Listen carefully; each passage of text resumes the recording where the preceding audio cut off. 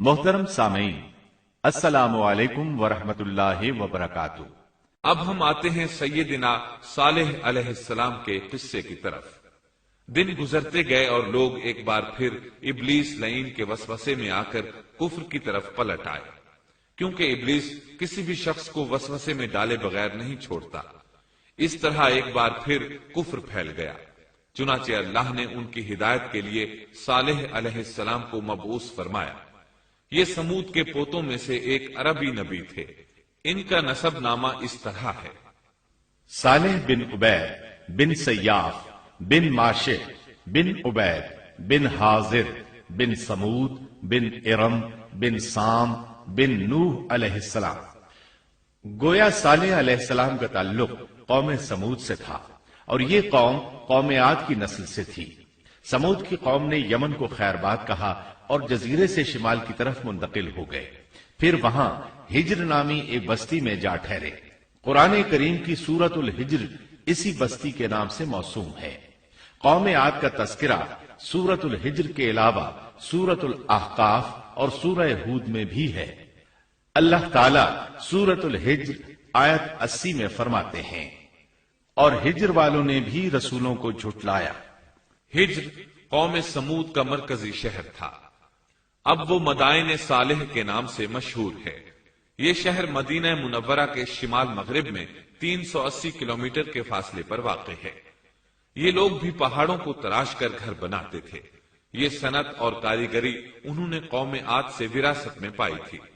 اللہ تعالی سورۃ الفجر آیت 9 میں فرماتے ہیں، اور قوم سمود کے ساتھ کیا کیا جنہوں نے وادی میں بڑے بڑے پتھر تراشے تھے۔ قرآن مجید میں اللہ تعالیٰ ایک مقام پر فرماتے ہیں، اور ہم نے قوم عاد اور سمود کو غارت کیا جن کے بعض مکانات آپ کے سامنے ظاہر ہیں۔ ان کے مکانات ان کی تباہی سے لے کر اب تک موجود ہیں۔ شام کے راستے میں خیبر، تیماء سے تبوک تک قوم سمود کے آثار پائے جاتے ہیں۔ یہ لوگ کس طرح پتھر تراش تراش کر گھر بناتے تھے، اللہ تعالیٰ نے سورۃ الاعراف آیت 74 میں اس کا ذکر کیا ہے۔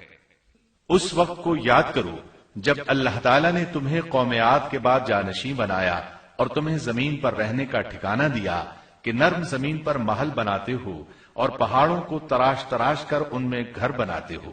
سو اللہ کی نعمتوں کو یاد کرو اور زمین میں فساد مت پھیلاؤ۔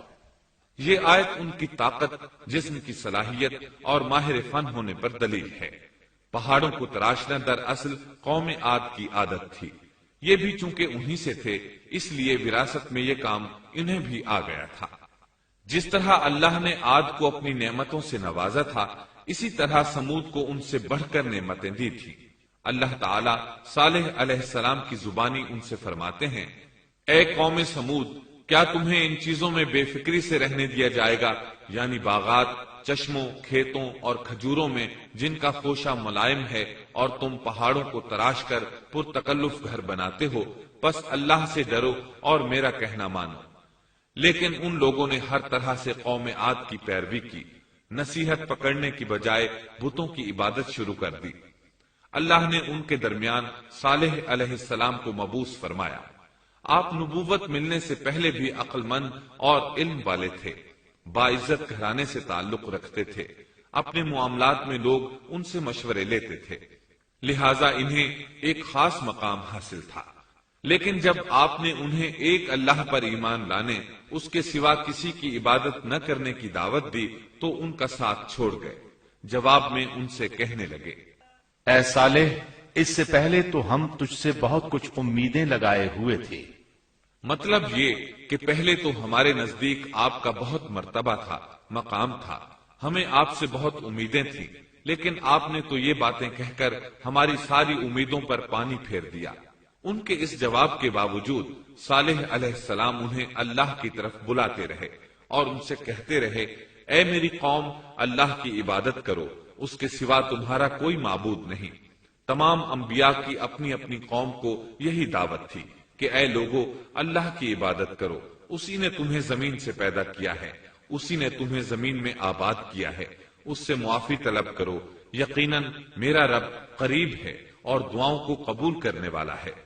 اے میری قوم، تم نیکی سے پہلے برائی کی جلدی کر رہے ہو، اللہ سے معافی کیوں نہیں مانگتے کہ تم پر رحم کیا جائے؟ اللہ سے ڈرو، میری اطاعت کرو، حد سے گزر جانے والے بے باک لوگوں کی اطاعت سے باز آؤ، وہ ملک میں فساد پھیلا رہے ہیں اور اصلاح نہیں کرتے۔ صالح علیہ السلام نے ہود علیہ السلام کی طرح اپنی قوم کو نصیحت کی، لیکن ان ظالموں نے بھی اسی طرح کفر کیا جیسے قوم عاد نے کیا تھا۔ کہنے لگے، یہ کیسے ہو سکتا ہے کہ ہم اپنے میں سے ایک شخص کے تابع ہو جائیں؟ اس اکیلے کی اتنی زیادہ فضیلت کی آخر کیا وجہ ہے؟ ہم نہیں مان سکتے کہ ہم میں صرف اسی ایک پر اللہ کی باتیں نازل ہوتی ہیں۔ پھر وہ اس سے بھی آگے بڑھے اور اللہ کے نبی کو کھلے الفاظ میں پرلے درجے کا جھوٹا کہا، جادوگر کہا۔ پھر یہ سرکش اور کافر لوگ صالح علیہ السلام کے ساتھ ایمان لانے والے کمزور غریب لوگوں کو مخاطب کر کے کہنے لگے، کیا تم صالح پر ایمان رکھتے ہو؟ ہم تو اس کے منکر ہیں۔ اس طرح صالح علیہ السلام دن رات انہیں دعوت دیتے رہے، یہاں تک کہ یہ لوگ صالح علیہ السلام سے کہنے لگے، تم نے اور تمہارے ساتھیوں نے ہمارے اندر نحوست پھیلا رکھی ہے اور اسی لیے ہم مشکلات اور مصائب کا شکار ہیں، لہذا تم ہم سے دور ہو جاؤ۔ صالح علیہ السلام نے انہیں جواب دیا، تم پر نحوست اللہ کی طرف سے ہے، تم فتنے میں پڑے ہوئے لوگ ہو۔ پھر اس کے بعد وہ لوگ صالح علیہ السلام سے مکمل طور پر دشمنی کرنے لگے اور انہوں نے آپ کو یہاں تک کہہ دیا کہ آپ ہماری مجلس میں نہ آیا کریں کیونکہ آپ منحوس ہیں۔ پھر بات یہاں تک پہنچی کہ صالح علیہ السلام نے انہیں اللہ کے عذاب سے ڈرایا، دھمکایا اور کہا، اے میری قوم کے لوگوں، ذرا بتلاؤ تو اگر میں اپنے رب کی طرف سے کسی مضبوط دلیل پر ہوا اور اس نے مجھے اپنے پاس سے رحمت عطا کی ہو، پھر میں نے اس کی نافرمانی کی، تو کون ہے جو اس کے مقابلے میں میری مدد کرے؟ تم تو میرا نقصان ہی بڑھا رہے ہو۔ یعنی فرض کرو اگر میں حق پر ہوا اور یقیناً میں حق پر ہوں اور اللہ تعالیٰ نے مجھے اپنی نبوت سے بھی نوازا ہے، پھر بھی میں تمہاری باتوں میں آ کر اس کی نافرمانی کروں تو بلا شبہ اس وقت میں گھاٹے میں ہوں گا اور تم بھی خسارہ پانے والے ہوگے۔ اس پر وہ ظالم لوگ مقابلے پر اتر آئے، کہنے لگے، اگر تو سچا ہے تو کوئی معجزہ لے آ، لیکن وہ معجزہ ہماری مرضی کے مطابق ہو، اس صورت میں ہم ضرور ایمان لے آئیں گے۔ آپ ایسا کریں کہ بستی کے کنارے پتھریلی چٹان میں سے دودھ دینے والی 10 ماہ کی حاملہ اونٹنی نکالیں، اس کا رنگ سرخ ہو۔ صالح علیہ السلام سے یہ مطالبہ کر کے وہ سردار لوگ ایک طرف بیٹھ گئے اور مذاق اڑانے لگے۔ ایک کہنے لگا اونٹنی 10 ماہ کی ہو، حاملہ ہو، دوسرا کہنے لگا لازمی طور پر اس کا رنگ سرخ ہو، پھر ایک تیسرا سردار بولا اس کی کھال پر بہت زیادہ اون ہو، چوتھا بولا موٹی تازی ہو، ہم نے پہلے اس قسم کی اونٹنی دیکھی نہ ہو، پانچواں بولا وہ اتنی بڑی ہو کہ اکیلی ایک دن تمام کنویں کا پانی پی جائے اور دوسرے روز ہم پیئیں۔ یہ لوگ اسی طرح مذاق اڑا رہے تھے کہ صالح علیہ السلام نے ان سے کہا، اگر تمہاری مطلوبہ اونٹنی تمہیں مل جائے تو کیا تم ایمان لے آؤ گے؟ سب نے مل کر کہا، ہاں ضرور لے آئیں گے۔ صالح علیہ السلام نے فرمایا، تب تم ایک دن سب لوگوں کو جمع کر لو۔ مقررہ دن وہ لوگ جمع ہو گئے۔ ان کی موجودگی میں صالح علیہ السلام نے اللہ سے دعا کی، زمین پر زلزلہ طاری ہوا، ان کی آنکھوں کے سامنے چٹان پھٹی اور اس سے بالکل ویسی ہی اونٹنی نکلی جیسا کہ ان کا مطالبہ تھا۔ انہوں نے اپنی زندگی میں ایسی اونٹنی کبھی نہیں دیکھی تھی۔ اس میں وہ تمام صفات موجود تھیں جن کا ذکر ان لوگوں نے کیا تھا۔ اللہ تعالیٰ صالح علیہ السلام کی زبانی سورہ ہود آیت 64 میں فرماتے ہیں، اے میری قوم، یہ اللہ کی بھیجی ہوئی اونٹنی ہے، یہ تمہارے لیے ایک معجزہ ہے۔ اب تم اسے اللہ کی زمین میں کھاتی ہوئی چھوڑ دو اور اسے کسی طرح کی تکلیف نہ پہنچاؤ، ورنہ فوری عذاب تمہیں آ پکڑے گا۔ اس اونٹنی کو چونکہ کسی اونٹنی نے جنم نہیں دیا تھا، اس لیے اس کو ناقۃ اللہ یعنی اللہ کی اونٹنی کہا گیا۔ پھر صالح علیہ السلام نے فرمایا، لوگو سن لو، ایک دن یہ اونٹنی پانی پیے گی، ایک دن تم پیو گے، تم میں سے کوئی اسے تکلیف نہ پہنچائے، ورنہ اللہ کا بدترین عذاب تم پر نازل ہوگا۔ سورۃ القمر میں اللہ فرماتے ہیں، بے شک ہم اونٹنی کو ان کے لیے آزمائش بنا کر بھیج رہے ہیں، تم صبر کے ساتھ ان کے انجام کا انتظار کرو۔ اس نشانی کے ظہور کے بعد اللہ تعالیٰ نے صالح علیہ السلام کو مخاطب کر کے فرمایا، تم اب دیکھتے رہو کہ ان کا انجام کیا ہوتا ہے، ان کی سختیوں پر صبر کرو، ان سے کہہ دو کہ پانی پر ایک دن ان کا اختیار ہوگا اور ایک دن اس اونٹنی کا، خبردار کوئی زیادتی نہ کرے اور اس اونٹنی کو پانی پینے سے نہ روکے۔ سورۃ الشمس میں اللہ تعالیٰ فرماتے ہیں کہ ان سے اللہ کے رسول نے فرما دیا تھا کہ اللہ کی اونٹنی کی اور اس کے پانی پینے کی باری کی حفاظت کرو، یعنی اسے نہ تو پانی پینے سے روکو اور نہ ہی اسے کوئی تکلیف پہنچاؤ۔ اس معجزے کو دیکھ کر لوگ دو گروہوں میں بٹ گئے۔ بہت کم لوگوں نے صالح علیہ السلام کی پیروی کی، ان پر ایمان لائے، جبکہ اکثر لوگ پھر بھی اپنے کفر پر ڈٹے رہے۔ اللہ تعالیٰ فرماتے ہیں، ان لوگوں نے خود معجزے کا مطالبہ کیا تھا، لیکن اس کو اپنی آنکھوں سے دیکھنے کے باوجود ظلم پر اڑے رہے اور کفر پر اصرار کرتے رہے۔ سورۃ الحجر آیت 81 میں اللہ فرماتے ہیں، اسی طرح سورہ بنی اسرائیل میں اللہ تعالیٰ فرماتے ہیں، ہم نے قوم سمود کو نشان کے طور پر اونٹنی عطا فرمائی تھی، لیکن انہوں نے اس پر ظلم کیا۔ بلا شبہ وہ ایک واضح نشانی تھی، کوئی شخص یہ نہیں کہہ سکتا تھا کہ جادوگروں نے اسے پیدا کیا ہے۔ وہ اونٹنی ان میں موجود رہی، ان کے علاقے میں جہاں چاہتی چرتی، جب کنویں پر پانی پینے جاتی تو سارا پانی پی جاتی، وہ لوگ اس کا دودھ پیتے، دودھ سب کے لیے کافی ہو جاتا۔ ان کی آنکھوں کے سامنے اس نے ایک بچے کو جنم دیا، وہ شکل صورت میں بالکل اپنی ماں جیسا تھا، لوگ اسے دیکھ کر تعجب کرتے، بچہ اونٹنی کے ساتھ رہتا، یہ ایک واضح نشانی تھی، اس پر جادو کا گمان کیا ہی نہیں جا سکتا تھا۔ وہ اونٹنی ایک عرصے تک ان لوگوں میں رہی۔ اللہ فرماتے ہیں، ہم نے قوم سمود کو بطور نشان کے ایک اونٹنی دی تھی، لیکن انہوں نے اس پر ظلم کیا، حالانکہ یہ نشانیاں ہم لوگوں کو ڈرانے کے لیے ہی بھیجتے ہیں۔ وہ لوگ اس اونٹنی کو دیکھ کر متعجب ضرور ہوئے، لیکن ایمان پھر بھی بہت کم لوگ لائے، حالانکہ اس نشانی کے بعد انہیں چاہیے تھا ایمان لے آئے۔ پھر ایک دن قوم کے سرداروں نے مشورہ کیا کہ اگر ہم نے صالح کو اسی طرح چھوڑ دیا تو کہیں لوگ ہمیں نہ چھوڑ دیں اور صالح کے پیروکار بن جائیں۔ اس اونٹنی نے تو ہمیں مصیبت میں ڈال دیا ہے، ہم پورا ایک دن پانی کو چھو بھی نہیں سکتے، کیونکہ یہ سارا دن پانی پیتی رہتی ہے۔ پھر یہ اس قدر دیو ہیکل ہے کہ اسے دیکھ کر ہماری بکریاں بھاگ جاتی ہیں، اونٹ اسے دیکھ کر خوفزدہ ہو جاتے ہیں، لہٰذا ہمیں چاہیے کہ اس سے چھٹکارا حاصل کر لیں۔ وہ آپس میں مشورہ کرتے رہے، آخر انہوں نے ایک آدمی منتخب کیا۔ مورخین کا اس پر اتفاق ہے کہ اس کا نام قدار بن سالف تھا، اس کے ساتھ اس کا ایک ساتھی بھی تھا۔ ان دونوں نے مل کر اونٹنی کو قتل کیا۔ اللہ تعالیٰ سورۃ القمر آیت 29 اور 30 میں فرماتے ہیں، پھر انہوں نے اپنے ساتھی کو بلایا، تب اس نے ہاتھ بڑھایا اور اس کی کونچیں کاٹ دی، پھر دیکھا ہمارا عذاب اور ڈراوا کیسا تھا۔ اس قدار کے بارے میں نبی کریم صلی اللہ علیہ وسلم کا ارشاد ہے کہ پہلے لوگوں میں سے سب سے زیادہ بدبخت یہی تھا۔ اللہ تعالیٰ نے قرآن مجید میں اس کا ذکر یوں فرمایا ہے، فَنَادَوْا صَاحِبَهُمْ، پھر انہوں نے اپنے ساتھی کو پکارا۔ سورۃ الشمس میں اللہ فرماتے ہیں، جب ان میں بڑا بدبخت شخص اٹھ کھڑا ہوا۔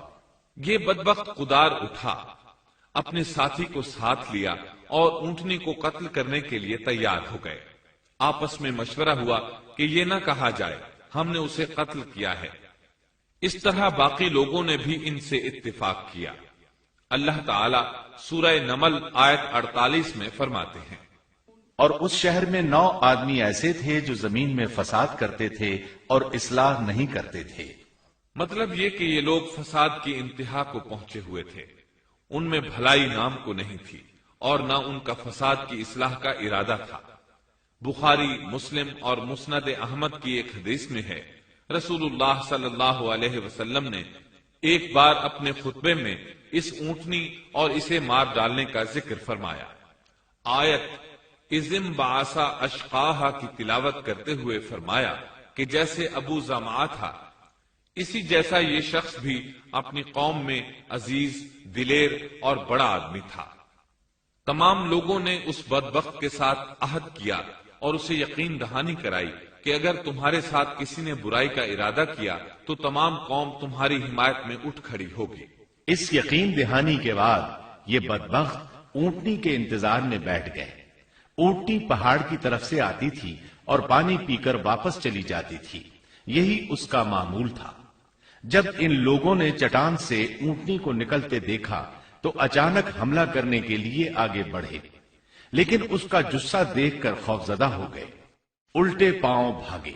بدبخت قدار نے اپنے ساتھیوں کی یہ حالت دیکھی تو ہنس پڑا اور آگے بڑھ کر اونٹنی کی ران میں تیر مارا۔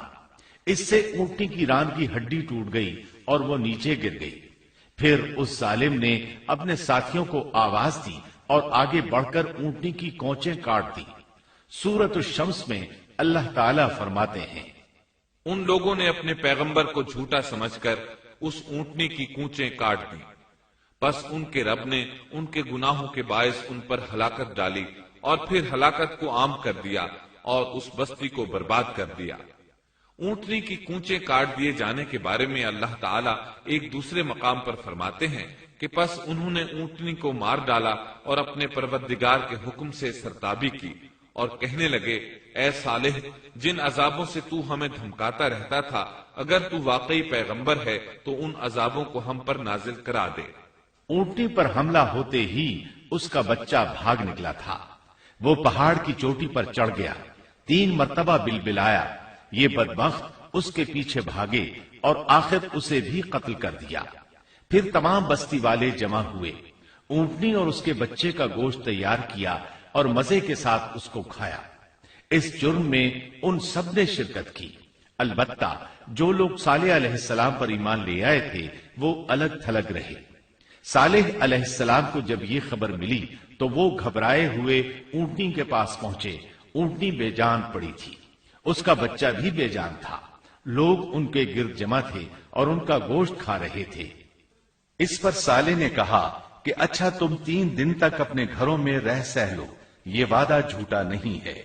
مطلب یہ کہ تمہیں صرف 3 دن کی مہلت ہے، اس کے بعد تم سب کے سب ہلاک کیے جاؤ گے۔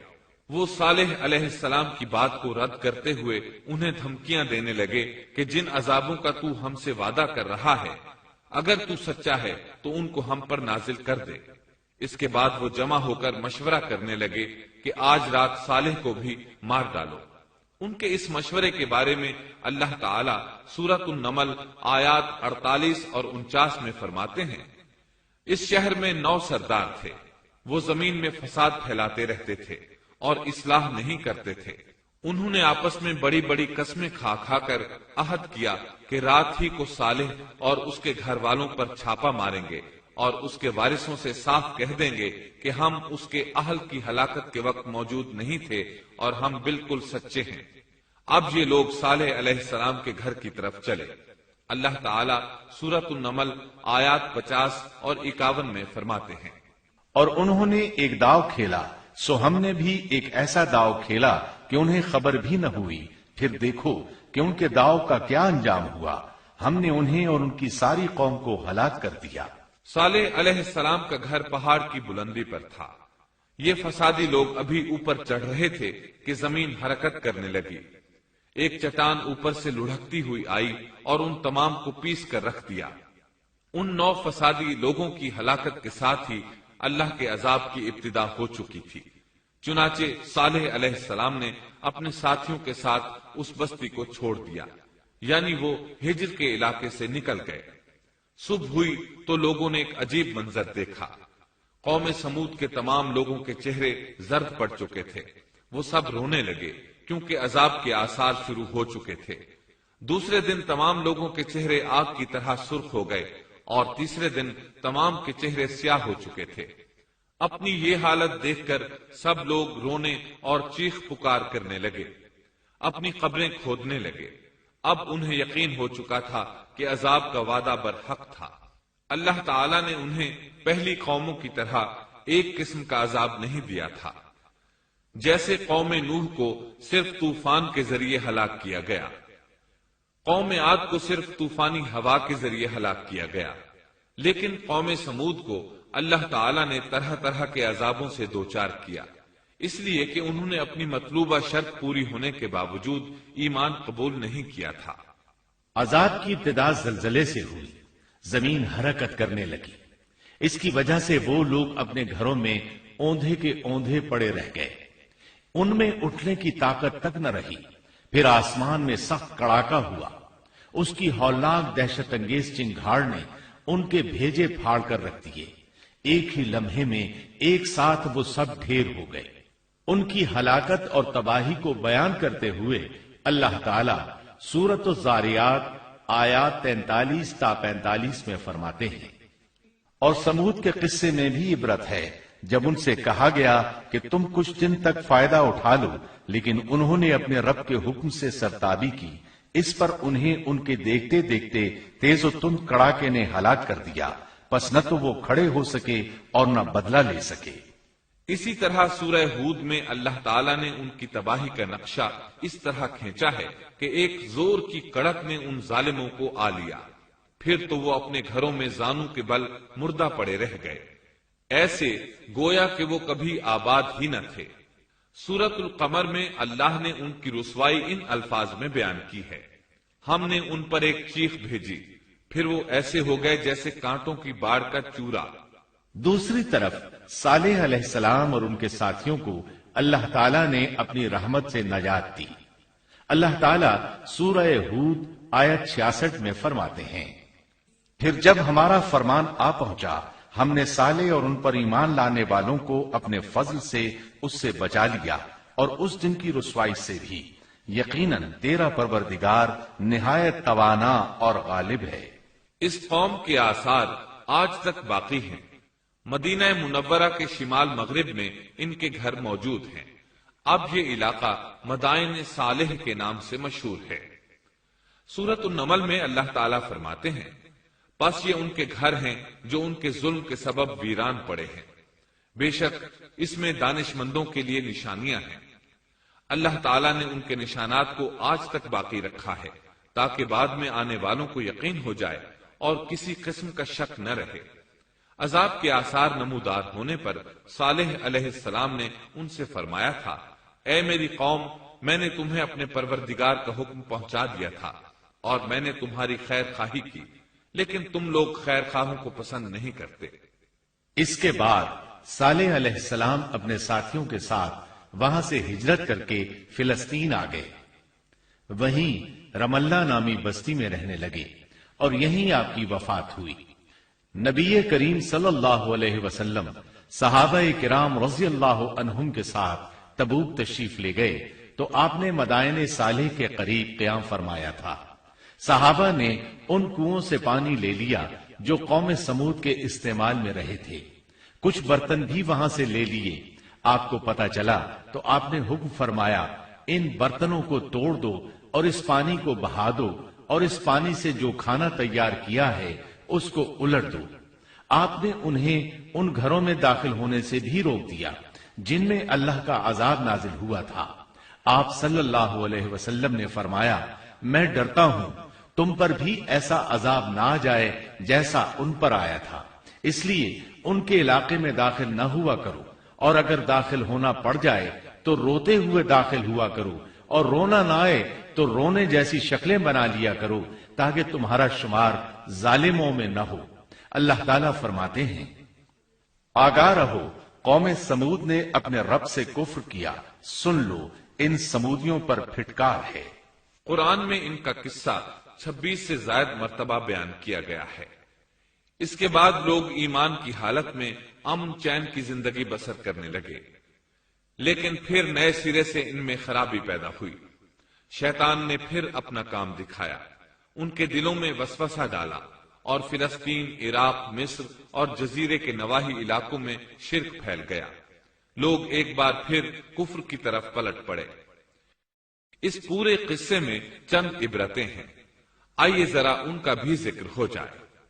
اللہ تعالیٰ کی اونٹنی اگرچہ سیدنا صالح علیہ السلام کی نبوت کا ایک نشان تھی، ان کی سچائی کا ثبوت تھی، لیکن قرآن کریم کی وضاحت یہ ہے کہ وہ قوم سمود کی آزمائش کے لیے تھی اور وہی ان کی ہلاکت کا نشان ثابت ہوئی، جیسا کہ سورۃ القمر میں اللہ تعالیٰ فرماتے ہیں، بے شک ہم اونٹنی کو ان کی آزمائش اور امتحان کے لیے بھیجنے والے ہیں، پس تو ان کے انتظار میں رہ اور صبر اختیار کر۔ سنت اللہ یہ رہی ہے کہ اگر وہ اپنے پیغمبر کو کسی قوم کی ہدایت کے لیے بھیجے اور قوم اس کی ہدایت پر کان نہ دھرے تو ضروری نہیں کہ وہ قوم ہلاک کر دی جائے، لیکن جو قوم اپنے نبی سے اس وعدے پر نشان طلب کرے کہ اگر ان کا مطلوبہ نشان ظاہر ہو گیا تو وہ ایمان لے آئیں گے، اور پھر نشان آ جانے کے بعد وہ ایمان نہ لائے تو اس قوم کی ہلاکت یقینی ہے۔ اللہ تعالیٰ پھر اس قوم کو معاف نہیں کرتے جب تک کہ وہ تائب نہ ہو جائے اور اللہ کے دین کو قبول نہ کرے، یا عذاب الہی سے صفائے ہستی سے مٹ کر دوسروں کے لیے عبرت کا نشان بن جائے۔ لیکن اس سنت سے نبی کریم صلی اللہ علیہ وسلم کی امت مستثنا ہے، اس لیے کہ آپ صلی اللہ علیہ وسلم نے وضاحت فرمائی ہے، میں نے اللہ تعالیٰ سے دعا مانگی ہے کہ اللہ تعالیٰ میری امت میں عذاب عام مسلط نہ فرمائے، اور اللہ نے میری دعا قبول فرما لی۔ قرآن میں اللہ تعالیٰ نے نبی کریم صلی اللہ علیہ وسلم کی اس بات کی یوں تصدیق کی ہے، اے رسول، اس حال میں کہ تو ان میں موجود ہے، اللہ تعالیٰ ان کافروں پر عذاب مسلط نہیں کرے گا۔ اور یہ ایک خطرناک غلطی ہے، نفس کا دھوکہ ہے کہ انسان عیش و عشرت اور دنیاوی جاہ و جلال کو دیکھ کر یہ خیال کر بیٹھے، یہ گمان کر لے کہ جس قوم یا فرد کے پاس یہ سب کچھ موجود ہے وہ ضرور اللہ تعالیٰ کے سائے میں ہے، اور یہ کہ ان کی یہ خوش عیشی اس بات کی علامت ہے کہ اللہ تعالیٰ کی خوشنودی ان کے ساتھ ہے۔ یہ نفس کا دھوکہ ہے، غلط فہمی ہے، بلکہ کج فہمی ہے۔ قرآن کریم کے اس واقعے میں جگہ جگہ اس بات کی وضاحت ہے کہ بعض اوقات زیادہ سے زیادہ خوش عیشی زیادہ سے زیادہ عذاب کا پیش خیمہ ثابت ہوتی ہے، اگرچہ قوموں کے لیے اس کی مدت چند ماہ یا چند سال نہیں بلکہ گھبرا دینے والی مدت ہی کیوں نہ ہو، مگر ہر قسم کی دنیاوی کامیابیوں اور خوش عیشیوں کے ساتھ جب ظلم، سرکشی اور غرور کسی قوم کا مستقل شعار بن جائے تو سمجھ لو اس کی تباہی اور ہلاکت کا وقت قریب آ پہنچا۔